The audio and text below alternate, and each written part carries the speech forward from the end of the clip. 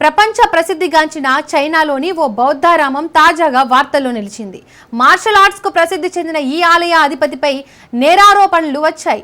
నిధుల దుర్వినియోగానికి పాల్పడుతుండటంతో అనేక మంది మహిళలతో ఆయన అక్రమ సంబంధాలు పెట్టుకున్నట్లు తెలిసింది. ఆయన బౌద్ధ నియమాలను ఉల్లంఘించారని, ఈ వ్యవహారంపై దర్యాప్తు మొదలుపెట్టినట్లు ఆలయ వర్గాలు వెల్లడించాయి. హేనాన్ ప్రావిన్స్లోని షావోలిన్ ఆలయం ఉంది. కుంగ్ ఫు శిక్షణకు చాలా ప్రసిద్ధి. షియాంగ్ సీన్ అనే వ్యక్తి దీనికి అధిపతిగా కొనసాగుతున్నారు. అయితే ఆయనపై ఆలయ నిధులను దుర్వినియోగం చేశారనే ఆరోపణలు వచ్చాయి. చాలా కాలంగా అనేక మంది మహిళలతో ఆయన లైంగిక సంబంధాలు కొనసాగిస్తున్నారని, అక్రమంగా ఓ చిన్నారికి తండ్రి అయినట్లు గుర్తించారు. ఇది బౌద్ధ సూత్రాలను ఉల్లంఘించడమేనని ఆలయ వర్గాలు పేర్కొన్నాయి. పలు విభాగాల అధికారులు ఆయన్ను విచారిస్తున్నారని ఆలయ వర్గాలు తెలిపాయి. సాంగ్ పర్వతం దిగువన ఉన్న ఈ క్షేత్రాన్ని క్రీస్తు శక 425లో స్థాపించారు.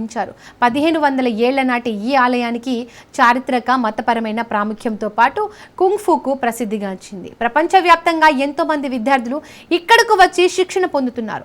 చైనాలో ప్రసిద్ధ సన్యాసుల్లో ఒకరైన షియాంగ్ సీన్ పై గతంలోనూ ఆరోపణలు వచ్చాయి. MBA చదివిన ఆయన 1999 షావోలిన్ ఆలయానికి అధిపతిగా నియమితులయ్యారు. వాణిజ్యపరంగా ఈ ప్రాంతాన్ని అభివృద్ధి చేయడంతో CEO మాంగ్కు ప్రసిద్ధి చెందారు. స్థానిక ప్రభుత్వం నుండి ఓ లగ్జరీ కారును బహుమానంగా పొందారంటూ 2006లో విమర్శలు ఎదుర్కొన్నారు. ఆస్ట్రేలియాతో కోట్ల రూపాయలతో ఆలయం, ఓ హోటల్, కుంగ్ ఫు అకాడమీతో పాటు గోల్ఫ్ కోర్సు నిర్మించాలని 2015లో ఓ ప్రణాళిక రూపొందించడం వివాదాస్పదమైంది.